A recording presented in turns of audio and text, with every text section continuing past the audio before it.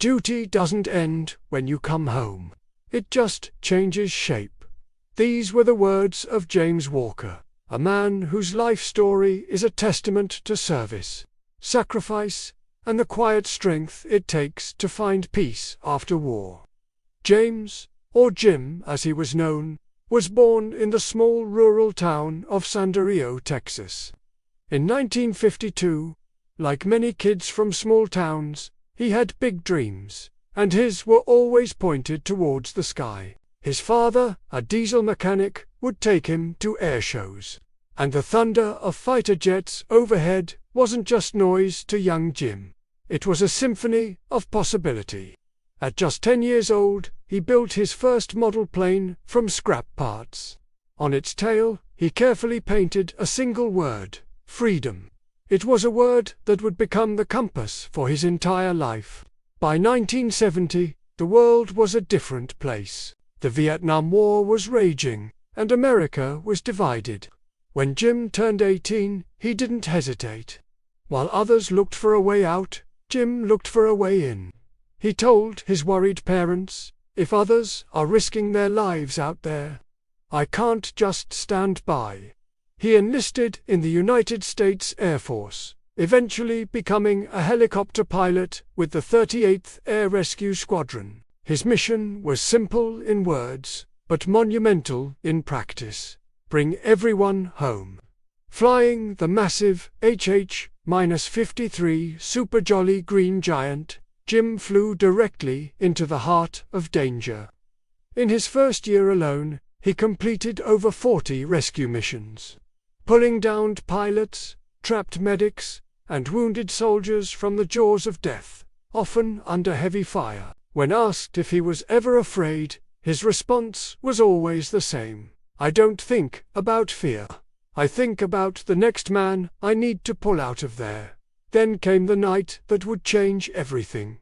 April 1974, deep inside Cambodia. A U.S. squad was ambushed, trapped, and facing impossible odds. The call for an emergency evacuation went out. The area was a hot zone, swarming with anti-aircraft fire. Many would have called it a suicide mission. Jim insisted on going in. As his Super Jolly Green Giant descended into the chaos, a rocket-propelled grenade struck the left engine. The world turned into a blur of metal, fire, and falling trees. The chopper went down hard.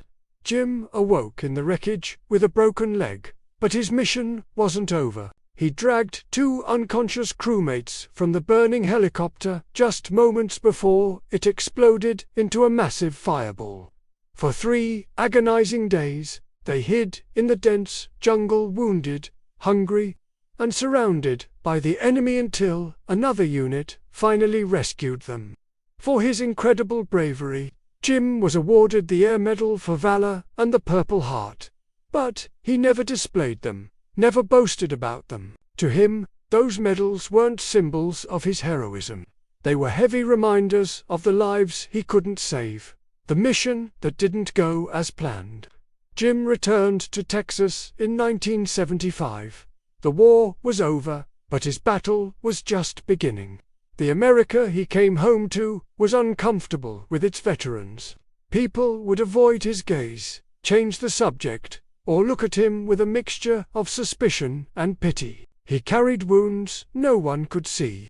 Nightmares ripped him from sleep.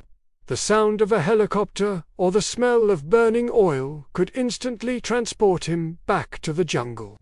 He grew quiet, withdrawn. His father sadly remarked, "My boy came home." But not all of him.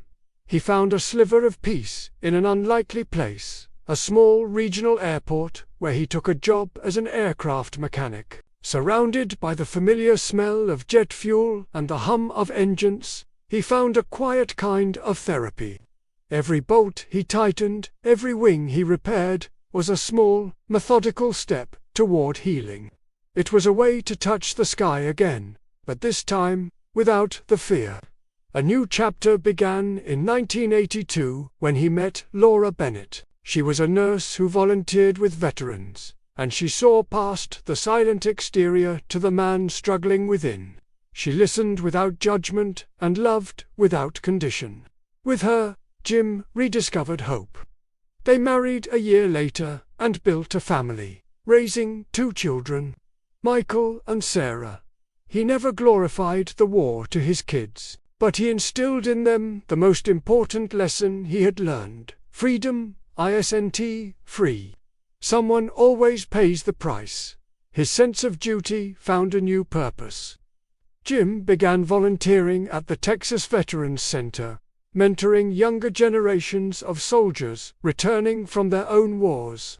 He understood their unseen struggles because he had lived them. His calm, steady presence became a lifeline for countless veterans who felt lost and alone. Through serving others, he once again found his own path forward. After retiring in 2000, Jim started a daily ritual. Every morning, he would walk to the Sandario Veterans Memorial, a stone wall etched with the names of local heroes. He'd place a small red, white, and blue ribbon beneath the same section of names, with a handwritten note that read, "For those who never came home." In his later years, he began to write, not about the horrors of war, but about what came after, about finding love, learning forgiveness, and making peace with the echoes of the past. Jim Walker passed away peacefully in his sleep in 2021, at the age of 69. At his funeral, a National Guard helicopter performed a solemn flyover. His fellow veterans stood in silent, stoic tribute. His wife, Laura, placed one of his medals on his casket, alongside a folded piece of paper. On it were his final written words: "Don't look for heroes in books or monuments. The real heroes are those who carry their duty and still find a way to love." Today, his legacy continues. Every Veterans Day, his son Michael takes his own children to that same memorial. He points to the names on the wall and tells them the story of their grandfather, a man who flew through the fire of war, crashed into chaos, and still managed to rise above it all. James Walker is gone, but the echo of his duty lives in every life he saved, every veteran he guided, and in every heart that understands the profound meaning of service.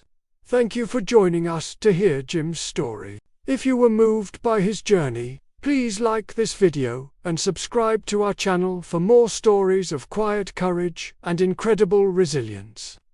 We'll see you next time.